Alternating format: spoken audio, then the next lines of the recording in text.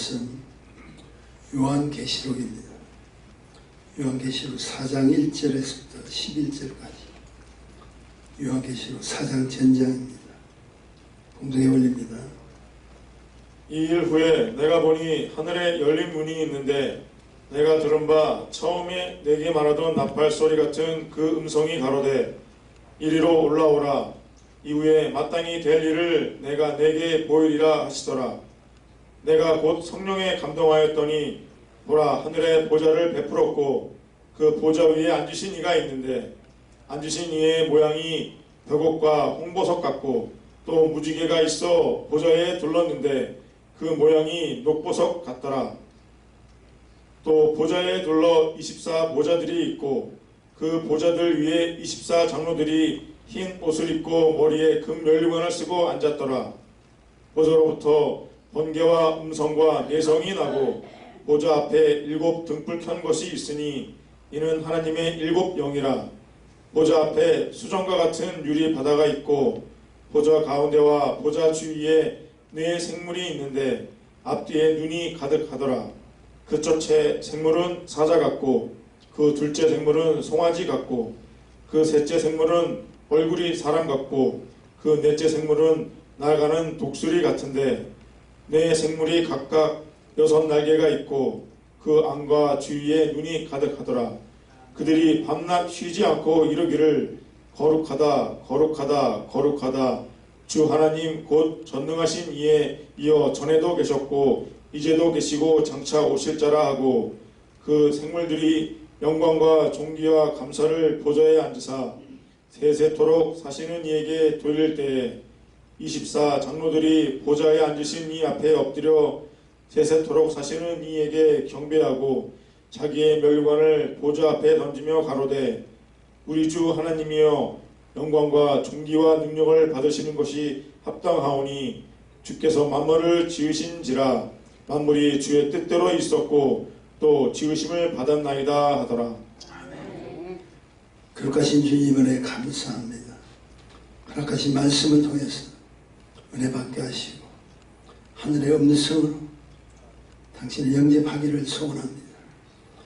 오늘 허락하신 이 예배를 통해서 다시 한번 주님의 영광이 드러나기를 소원한데 우리를 구속하신 예수님 이름 받들어 간절히 기도했습니다. 아멘. 참 좋은 주의 날입니다. 하나님께서 우리와 함께 하심을 믿으시면 아멘 하시고 우리 예쁜들 인사 한번 하시죠. 너무너무 보고 싶었습니다. 인사 소리가 별로 충만치 않은데 보고 싶죠. 우리 하리라 목사님 이제 무사히 가셔서 도착해서 연락이 왔는데 요즘 비행기 사정이 제가 전에도 말씀드렸잖아요. 수시로 바뀌어버리니까 여기서 비행기를 타고 네덜란드 암스테르담으로 갑니다. KLM이라는 네덜란드 비행기죠. 거기에서 6시간 기다렸대요. 6시간 기다리고 다시 또 비행기를 타고 독일로 들어가는. 어찌됐든 저희 교회에 오셔서 하나님 합당한 말씀을 은혜로 끼쳐주시고 인도해 주시고 감사합니다. 한 가지 생각나는 오직 주의 은혜, 주의 은혜로 우리 하나님께서 함께할 때 그 모든 일들이 다 하나님 축복 가운데 진행된다는 거 감사드리고 보고 싶었던 사람들 만나 뵙고 기도하고 이러니까 얼마나 좋아하시는지 몰라요. 하나님의 당신의 자녀에게 거룩한 이유가 필요한 자들입니다. 하나님 그리고 그 이유가 있는 자들을 사용하시기 원합니다. 그냥 우리가 교회에 출석하고 다니는 것이 아니라 하나님 당신을 불러신 이유가 있어요. 디모데전서 1장 11절에서 12절까지 3가지 큰 이유를 제시해 주시는데 먼저 11절에 보면은 이 교훈은 내게 맡기신 바 복되신 하나님의 영광의 복음을 쫓으니라.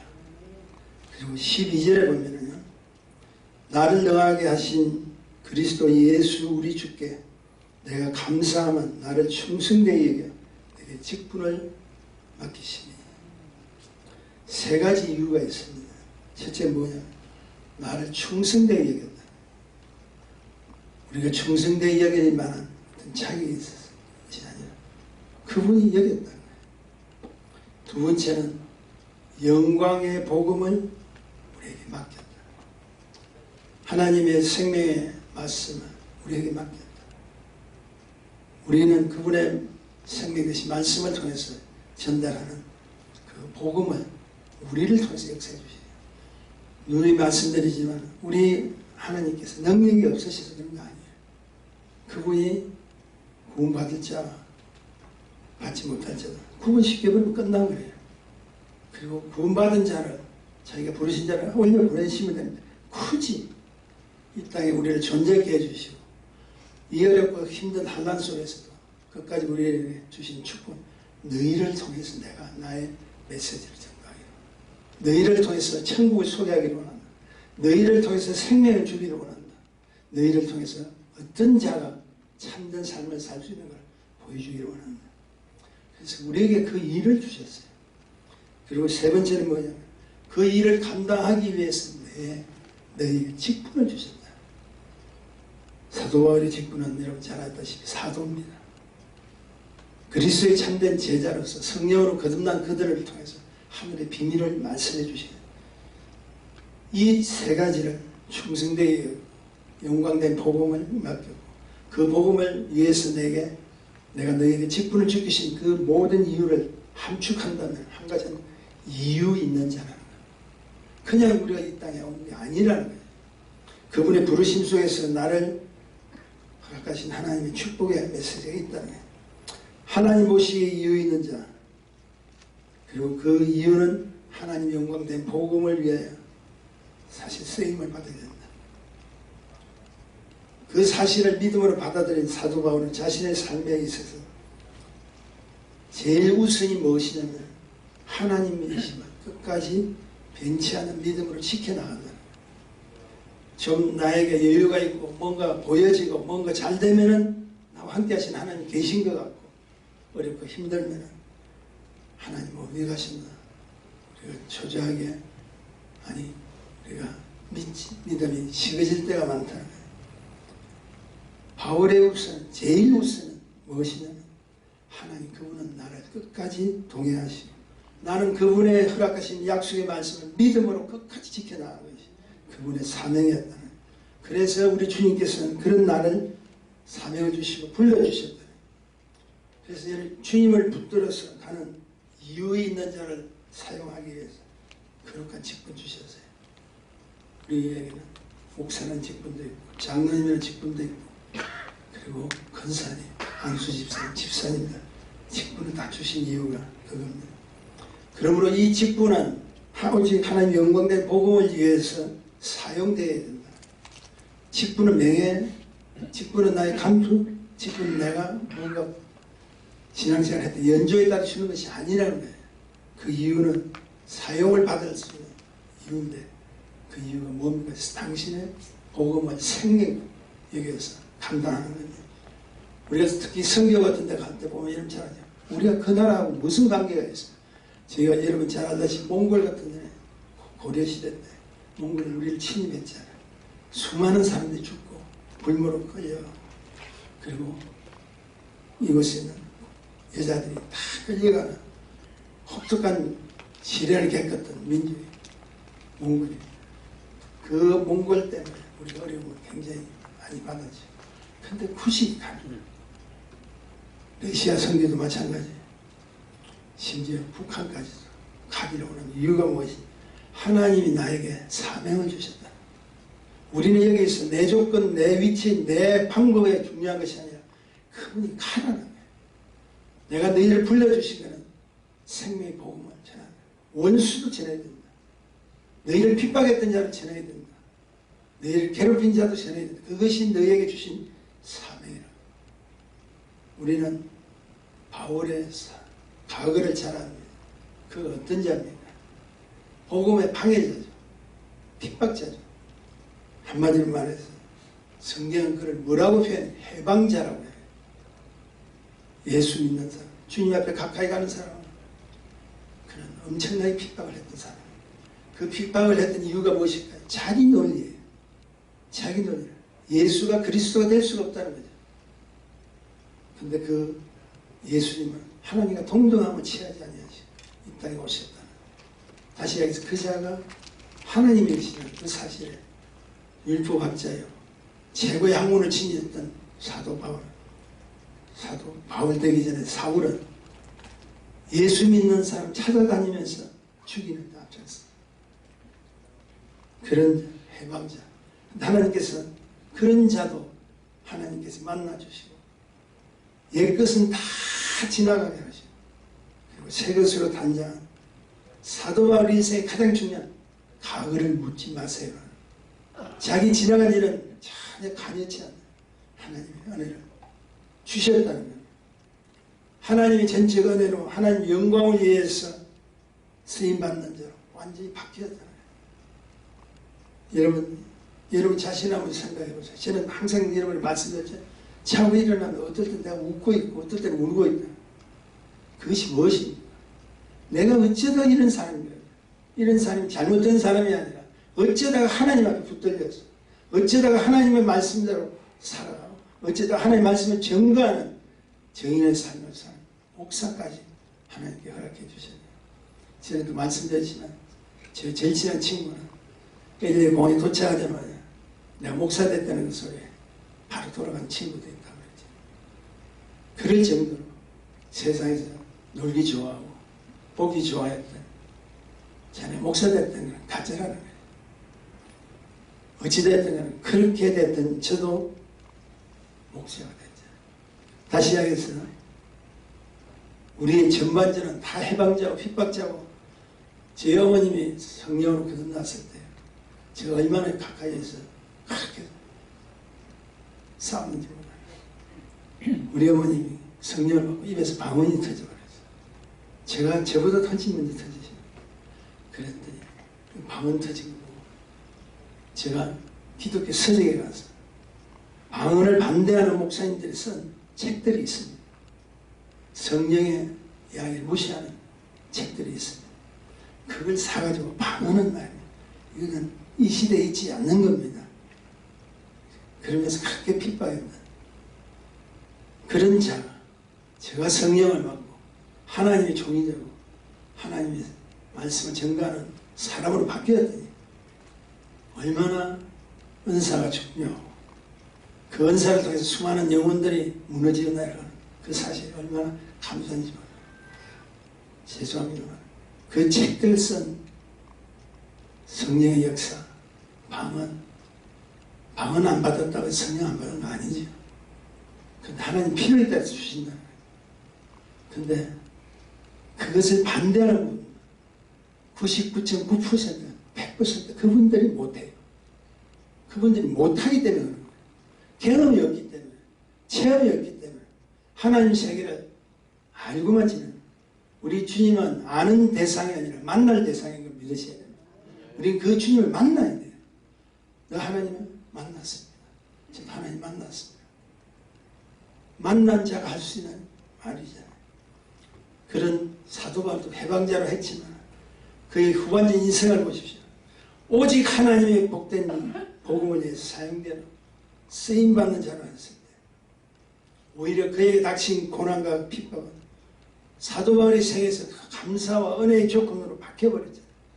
그래서 그는 뭡니까? 나의 나 된 것은 하나님의 은혜요. 내가 할 수 있는 것은 오직 하나님께 영광을 찬양을 드리는 하나님의 사람이에요. 분명한 이유가 있는 자로 바뀌어버렸다. 여러분 우리 주님 만난 그 이유는 저 여러분이 주님으로부터 만나야 될 이유가 있고 그 이유를 사용하는 그런 자가 되기를 간절히 축원드립니다. 언젠가는 말씀 한번 드렸던 것 같아요. 해마다 저는 생일 때 되면 언제나 우리 아들 지금 다 결혼했지만 두 아들이 자신의 용돈을 모아서 그때는 사회인도 아니고 학생 때인데 그 돈 모으는 게 힘들겠지만 모아서 아빠한테 선물을 줍니다. 근데 어느 날 어느 한때 선물이 안 들어와요. 그래서 참 기분이 묘하더라고요. 이유가 있었겠죠. 저도 바빴고 우리 아들들도 아직 돈을 벌 수 있는 그런 위치도 아니었고, 근데 분명한 것은 제가 섭섭하다. 이유가 있지만은 제가 섭섭하다. 이유가 있지만은 제가 섭섭했다. 그 이유가 무엇이냐? 나는 그 아들에게 자랄 때 주의 종 목회자로서 그래도 힘 닿는 대로 내 나름대로 했는데 그렇게 못했다는 것이 섭섭하다. 제가 이런 생각을 해봅니다. 우리 주님께서 우리에게 지금 은혜를 주셔서 우리와 함께 하시잖아요. 그런데 우리의 삶 속에는 언젠가 자기 이유들이 많아요. 자기 생각들이 많아요. 자기 것이 전부가 될 때가 있어요. 그래서 하나님 믿는 우리가 하지 말아야 될 일들, 하나님 기뻐하시지 않는 일들을 하는 영적 자세로 바뀌어버려요. 그리고 자꾸 이유를 냅니다. 이유가 뭡니까? 하나님께 돌아가야 되는데 분명한 이유가 있는 자세를 보는 것이 아니라 그 삶을 보는 것이 아니라 자기 중심으로 가더라고요. 여러분 꼭 기억하십시오. 하나님의 은혜는 우리에게 그저 주신 것 믿으시면 아멘 하시죠. 근데 그 은혜를 내가 유지하고 그 은혜대로 살아가는 것은 전적 우리 책임, 그분의 책임이 아니라는 거예요. 그래서 우리에게 말씀을 주셨고 기도의 제목을 주시고, 그리고 내가 하나님 영광을 위해서 쓰임받기를 원하는 하나님 축복의 그 은혜를 주셨다는 거예요. 하나님께서 무엇이든지 우리에게 축복을 주시는 것을 허락하십니다. 제가 아는 우리 교단에 목사님 한 분 계세요. 개체가 되죠. 얼마나 힘들었는지. 성도들이 없어요. 근데 그분은 굉장히 유능하신 분인데 성도들이 없어요. 요즘 교회가 더 어렵습니다. 근데 그분은 성도들이 없으니까 직접 밖에 나가서 뭡니까? 전도지를 이렇게 전하면서 복음을 전가하고 있죠. 복음을 전가하는 것도 그분의 지금 생활이 안 돼요. 교회도 유지도 힘들고 생활도 안 되니까 어렵잖아요. 그 나가서 하나님 일을 먼저 하는 거예요. 했더니 어느 날 지나가던 한 분이 그분을 쫙 쳐다보고 자기를 부르더래요. 그래서 전도하다가 또 저분이 전도 대상이구나, 하나님 보내주신 전도 대상이구나 하면서 그분한테 가까이 하더니 그분이 하는 말이 당신 목사님입니까? 묻더래요. 그래, 목사라고 했더니 내가 당신한테 뭘 하나 주고 싶은데 받으시기를 원한다고 이렇게 이야기해요. 그 주고 싶은 것이 무엇인가? 물가게 있죠. 그 물 파는 가게, 그거를 주겠다는 거예요. 지금 돈이 없습니다. 저는 그걸 유지할 만한 그것도, 내가 돈 받는 게 그저 주겠다니까 당신이 나를 한번 찾아오라. 그래서 그 목사님 찾아갔더니 진짜 그 물가게 통째로 주셨어요. 자기는 지금도 그 이유를 모르겠대. 통째로 받아버렸어요. 그래서 사모가 주중에는 그 일을, 그 물가게를 유지하는 그 일을 했더니 계산을 해보니까 딱 천불이 남는 거예요. 이건 별 쉽게 이야기해서 하나마나 좀 그렇지 않습니까? 아무리 주셨다고 해도. 그런데 놀라운 사실, 이 팬데믹이 딱 터졌어요. 사람들이요 굉장히 그 물을 조심하고 이렇게 우리가 그렇게 하잖아요. 그때부터 물가게가 얼마나 잘 되는지 한 달에 딱 2분이 8,000불이 나와요. 그래서 그것을 가지고 자기 생활하고 그것을 가지고 교회를 유지하고 힘을 얻어서 하나님 일을 지금도 열심히 하고 있어요. 참 희한하죠. 그게 사실이에요. 제가 여러분에게 말씀드리는 것은 가짜가 아닙니다. 그럼 지금도 그렇게 해요. 저보다 나이가 많이 어리신 분인데 힘을 얻고 하나님께서 하나님의 당신의 일을 하는 사람에게 반드시 보상이 있다. 그 반드시 책임져 주시고 반드시 축복해 주시다. 사실 목사인 저도 그 소리를 듣고 깜짝 놀랐어요.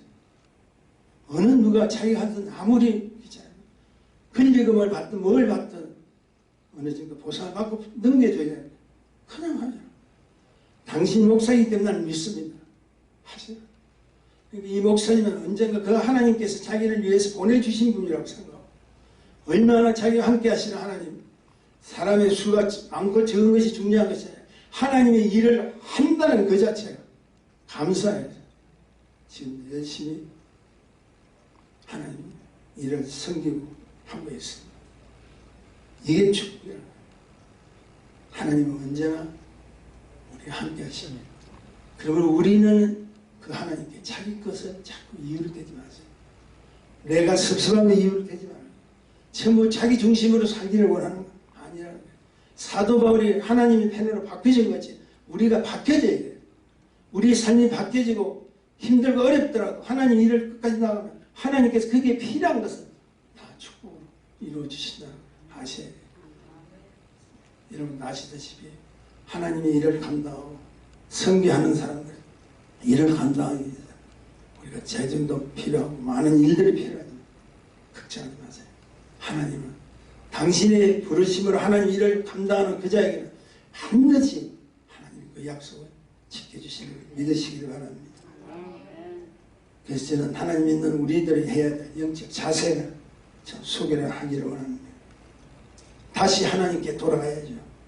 분명한 이유가 있는 자가 되어야죠. 그런 의미에서 오늘 본문을 통해서 하나님 자녀 성도들이 다시 되돌려드릴 거예요. 하나님께 우리가 받은 은혜를 되돌려드려야 돼. 무엇인가?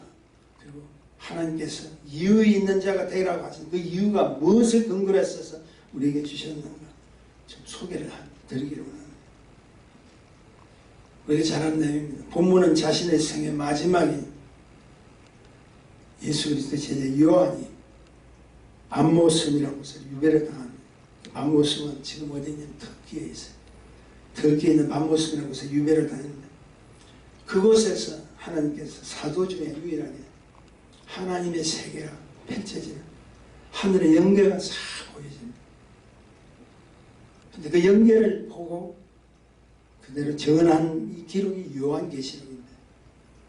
하나님의 보좌와 그곳에 앉으신 모양 보여주시고 하나님의 보좌를 보게 되고 앉으신 자의 모양을 보여주시고 그 모양이 성경에 보니까 기가 막힙니다. 배복, 푸른 색깔을 띤 옥을 이야기한다. 홍보석, 루비를 이야기한다. 녹보석, 비치를 이야기한다. 그리고 무지개로 보좌를 둘렀다고 성경에 기록되어 있습니다. 그리고 그 보좌 위에 흰옷을 입은 24장로 그리고 그들의 머리에 뭐가 있냐면 금멜류가 제가 요한계시록 강의할 때 여러분 다 들으셨던 이야기입니다. 그뿐 아니라 내 생물이 있는데 하나님의 보좌 주위에 잘 있어요. 그리고 각각 6개의 날개가 있어요. 그 생물의 눈이 안과 밖에 다 가득 차게 눈들이 있더라고요. 근데 그들이 그런 모양을 가지고 밤낮으로 쉬지 않고 거룩하다, 거룩하다, 거룩하다 세 번을 부르면서 찬양을 하고 있더라고요. 이 보좌 주위에 있는 24장로 그 찬양과 함께 엎드려서 경배하면서 자신들이 쓰고 있던 금멜류관을 보좌 앞에 던지며 찬양을 하고 있습니다. 그 찬양이 11절에 보면 이렇게 나와 있는데요. 우리 주 하나님이여 영광과 존귀와 능력을 받으시는 것이 합당하오니 주께서 만물을 지으시니라. 만물이 주의 뜻대로 있었고 또 지으심을 받았나이다. 사도 바울이 본 하늘의 세계는 다시 하나님께 영광을 돌려야 된다 말하고 있는 그 이유를 설명하고 있습니다. 그리고 그 영광을 위해서 하는 그 근거가 무엇이냐면 찬양이라. 찬양의 근거를 제시합니다. 요한은 이렇게 그 근거를 제시하는데 본문 8절에 보면 내 생물이 각각 6날개가 있고 그 안과 주위에 눈이 가득하더라. 그들이 밤낮 쉬지 않고 이르기를 거룩하다 거룩하다 거룩하다. 주 하나님 곧 전능하신 이의 전에도 계셨고 이제도 계시고 창조 없이 지금 이 자리가 무슨 자리입니까? 천국 이야기야. 천국의 주인이신 하나님께서 보좌에 앉으시고 그 주위에 가득 찼던 일들을 지금 보게 해주셨다.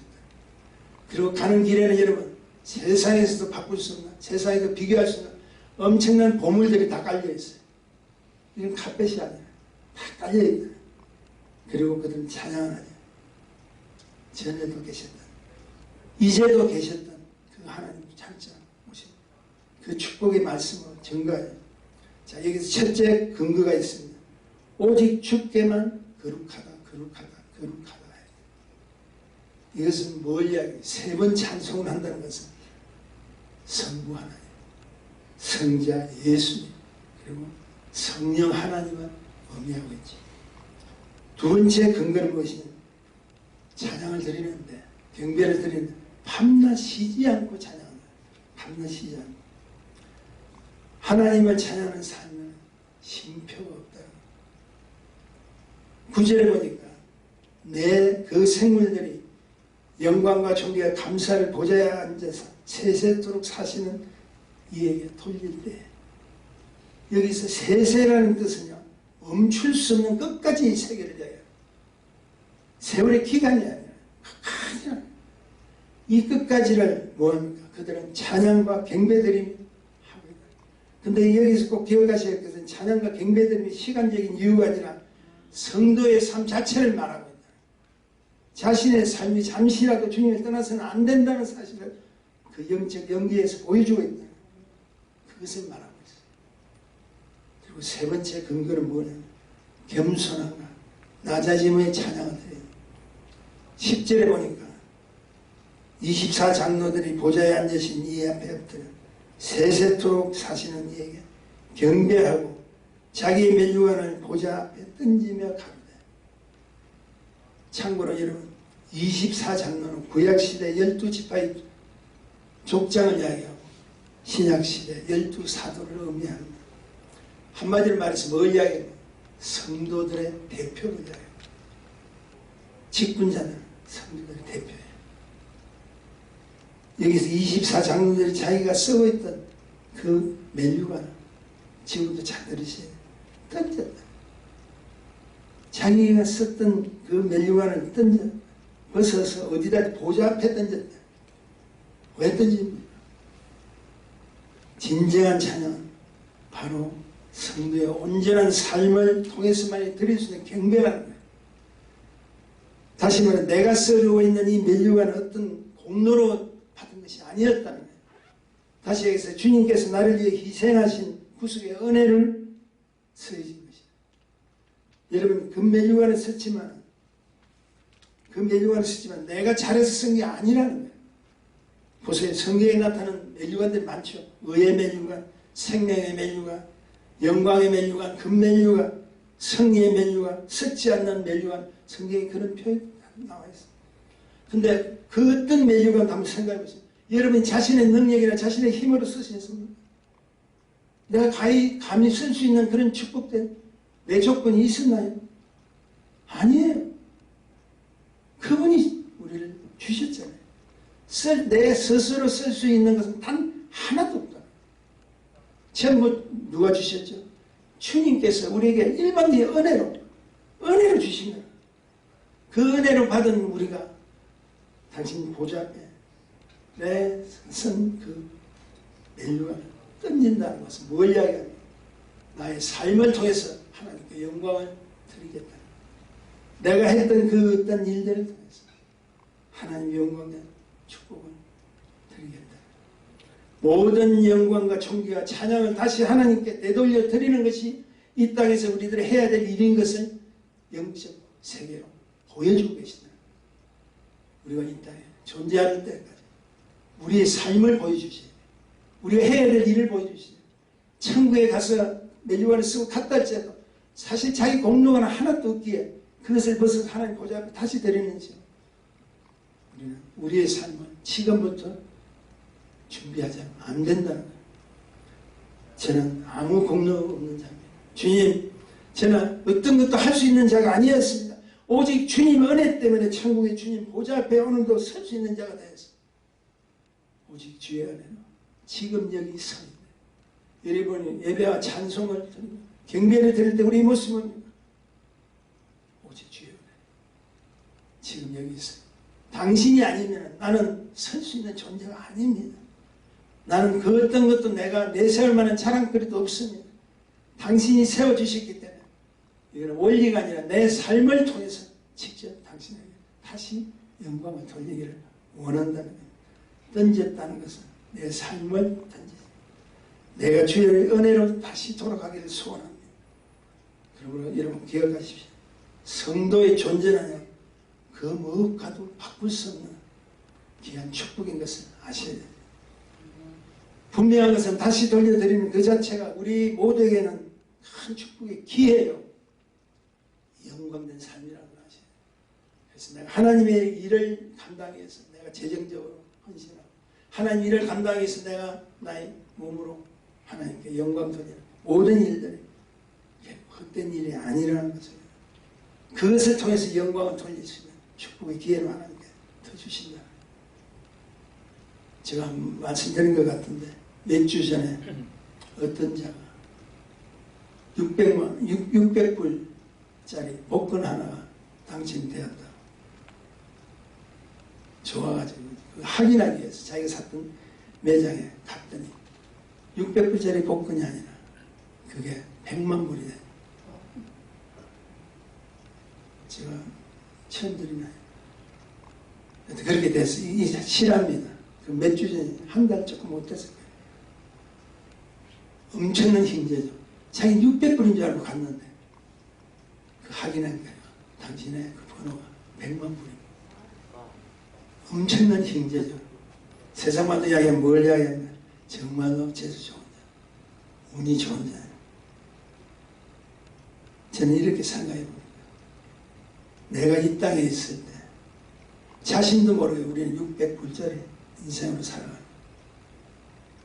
근데 꼭 기억하십시오.